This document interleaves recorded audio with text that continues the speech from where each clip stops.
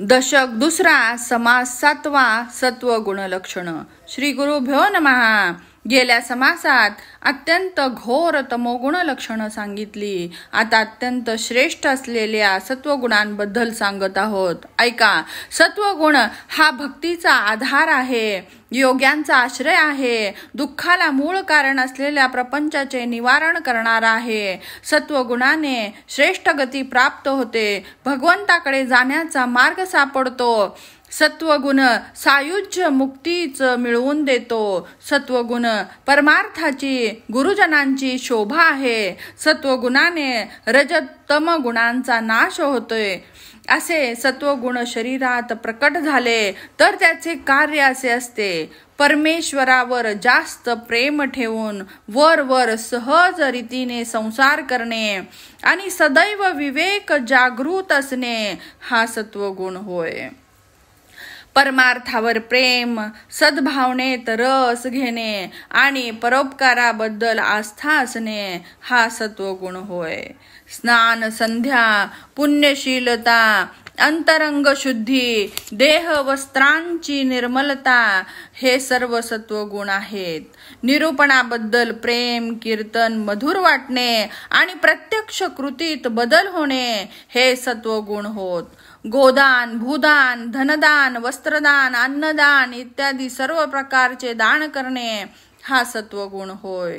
निष्कामतेने केलेले कार्तिक स्नान, माघ स्नान, व्रत, उद्यापन, तीर्थक्षेत्री जाणे, उपवास हे सर्व सत्वगुण होत. पण ते कामनेने केले तर रजोगुण होय. मंदिर उभारणे, शिखर बांधणे अथवा मंदिराला पायऱ्या बांधणे, दीपस्तंभ उभारणे हे सत्वगुण आहेत. त्याचप्रमाणे तुळशी वृंदावन बांधणे, अश्वत्थ कट्टा उभारणे हा सत्वगुण. क्षेत्रामध्ये देवापुढे नंदादीप ठेवणे, देवाला अलंकारादी वस्तू अर्पण करणे हा सत्वगुण होय.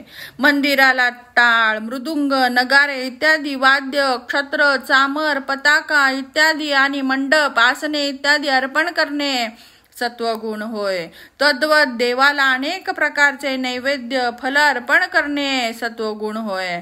अशा प्रकारे भक्तीची ओढ लागून हलकी काम करण्यात निमग्न होणे, स्वतःच मंदिरात झाडू मारणे हा सत्वगुण होय. पर्वकाळ, उत्सव यांची वाट पाहत त्यासाठी तन मन वाणीने सर्व काही अर्पण करणे हा सत्वगुण होय. कीर्तन चालू असताना गंध, बुख्खा, फुलांचे हार घेऊन मार्ग प्रतीक्षा करणे हा सत्वगुण होय. प्रपंचातील महत्वाची कामे सोडून आतुरतेने देवस्थानाला जाणे आणि अंतरंगामध्ये निस्सीम भक्ती करणे हा सत्वगुण होय.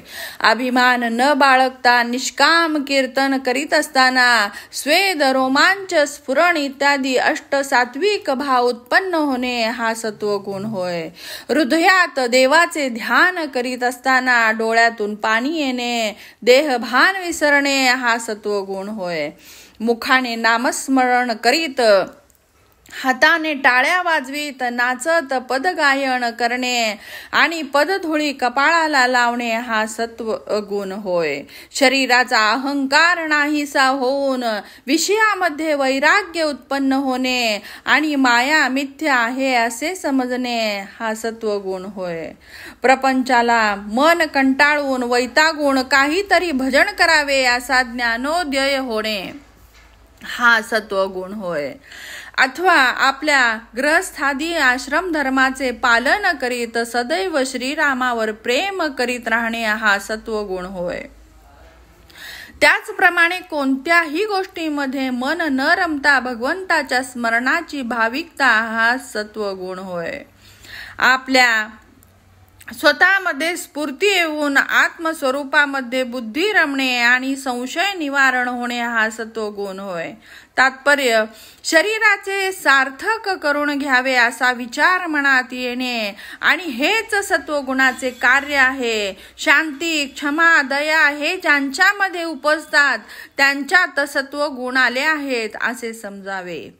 अतिथी अभ्यागत आले की ज्यांना भोजन घेतल्याशिवाय जाऊ न देणे आणि शक्तीनुसार दान करणे हा सत्वगुण होय.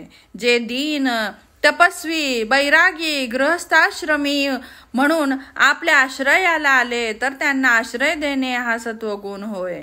जिभेवर ताबा ठेवणे, वासना तृप्त झालेली असणे, इच्छा नसणे हा सत्वगुण होय.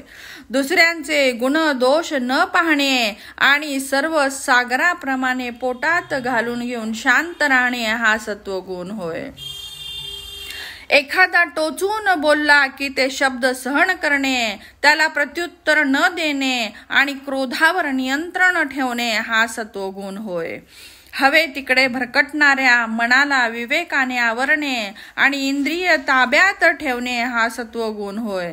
परस्थळी येऊन मरण पावलेल्या व्यक्तीचा अंत्यसंस्कार करणे आणि मदत करणे हा सत्वगुण होय.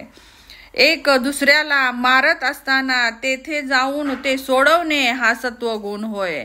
संतांना पाहिलं की आनंदाचे भरते येऊन त्यांच्याकडे धावणे आणि त्यांना पूर्ण भावाने नमस्कार करणे हा सत्वगुण होय. दुसऱ्यांचे दुःख पाहून दुःखी होणे आणि त्यांच्या आनंदाने आपण आनंदित होणे, वैराग्य स्थिती पाहून हर्षित होणे हा सत्वगुण होय. आता हा विस्तार पुरे. देवधर्मावर प्रेम असणे आणि निष्काम भक्ती करणे हा सत्वगुण होय. या लक्षणांचा सत्वगुण हा संसार सागरातील नौकेप्रमाणे असून त्या योगेच ज्ञान मार्गाचे विचार सुचतात. तात्पर्य: सत्वगुणाने परमेश्वराची भक्ती, सत्वगुणानेच ज्ञान प्राप्ती आणि सत्वगुणानेच सायुज्य मुक्ती प्राप्त होते. सत्वगुणाच्या विषयाबद्दल जे माहीत होते ते थोडेफार सांगून झाले. श्रोतृजन हो, आता पुढील विषय एकाग्रतेने ऐका. इति श्रीदासबोधे गुरुशिष्य संवादे द्वितीय दशके सत्वगुणलक्षणम नाम समाप्तः.